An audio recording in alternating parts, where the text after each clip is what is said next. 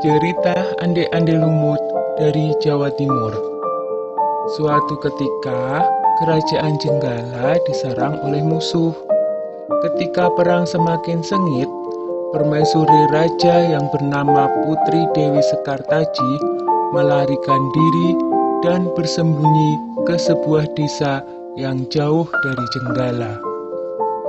Untuk menjaga keselamatannya, ia menyamar sebagai gadis kampung. Dewi Sekartaji tinggal di tempat Nyai Intan.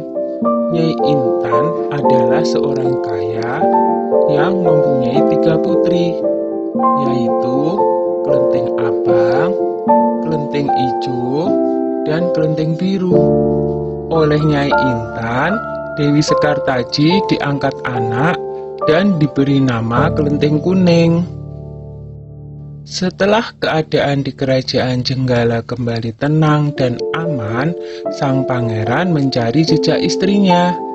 Ia pergi dan menyamar menjadi seorang pangeran yang sedang mencari jodoh. Panji Asmarabangun menyamar dengan nama Ande-Ande Lumut, lalu membuat sayembara. Dalam waktu singkat, berita sayembara itu tersebar jauh hingga ke desa si Kelenteng Kuning. Kelenteng Abang, Ijo, dan Biru mendengar kabar sayembara itu. Mereka sangat senang dan ingin mengikuti sayembara itu. Kita harus berhias agar terlihat cantik dan memikat sang pangeran, kata Kelenteng Abang. Benar sekali, kita akan memakai pakaian dan perhiasan yang paling bagus, kata Kelenteng Ijo. Hai Kelenteng Kuning, kamu tidak usah ikut sayembara ini, karena kamu tidak pantas mendapatkan pangeran. Lebih baik kamu mencuci baju di sungai, perintah Kelenteng Abang sinis.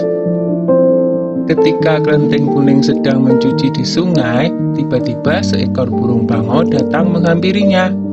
Anehnya, burung itu bisa berbicara dan kedua kakinya menggenggam sebuah cambuk. Wahai Tuan Putri, pergilah ke desa Dadapan mengikuti sayembara itu. Di sana Tuan Putri akan bertemu dengan Panji Asmarabangun. Bawalah cambuk ini, siapa tahu nanti dibutuhkan, ujar sang bangau sambil meletakkan cambuk itu di atas batu. Burung bangau itu lalu terbang ke angkasa dan menghilang sebelum Kelenteng Kuning menjawabnya. Kemudian Kelenteng Kuning kembali ke rumah dan berangkat menuju desa Dadapan.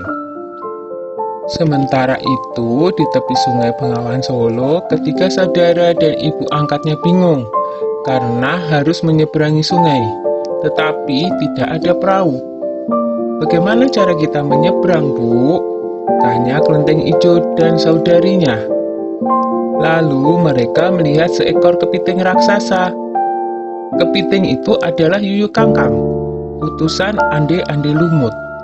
Dia diutus menguji para peserta sayembara yang melewati sungai tersebut. Hai kepiting raksasa, maukah kau membantu kami menyeberang sungai? Pinta Kelenteng Abang. Yuyu Kangkang tertawa lebar. Hahaha, aku akan membantu kalian, tapi ada syaratnya, kata dia. Apapun syaratnya, kami bersedia. Yang penting kami bisa menyeberang, jawab Kelenteng Abang. Kalian harus menciumku, kata Yuyu Kangkang. Dan mereka pun bersedia memenuhi syarat si Yuyu Kangkang. Kelenteng Kuning tiba di pinggir sungai. Yuyu Kangkang mengajukan syarat yang sama, tetapi Kelenteng Kuning menolak. Dia tak ingin mengkhianati suaminya. Berkali-kali Kelenteng Kuning memohon, tetapi Yuyu Kangkang tetap menolak. Akhirnya Kelenteng Kuning memukulkan cambuknya ke sungai, dan seketika itu air sungai Bengawan Solo surut.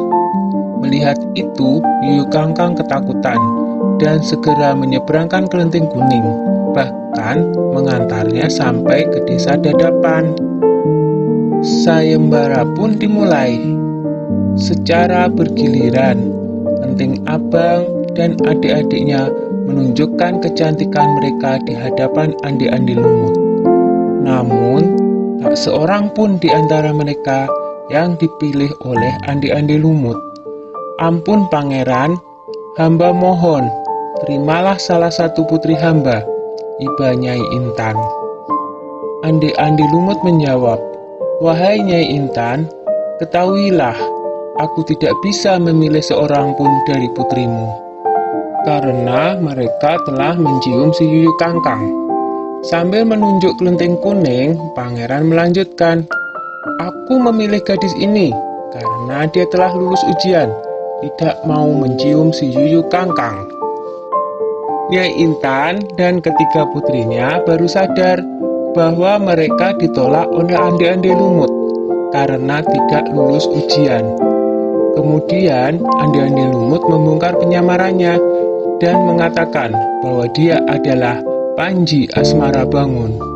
Kelenteng kuning sangat bahagia karena bertemu lagi dengan suaminya. Sudah ya cerita Andi-Andi Lumutnya, jumpa lagi.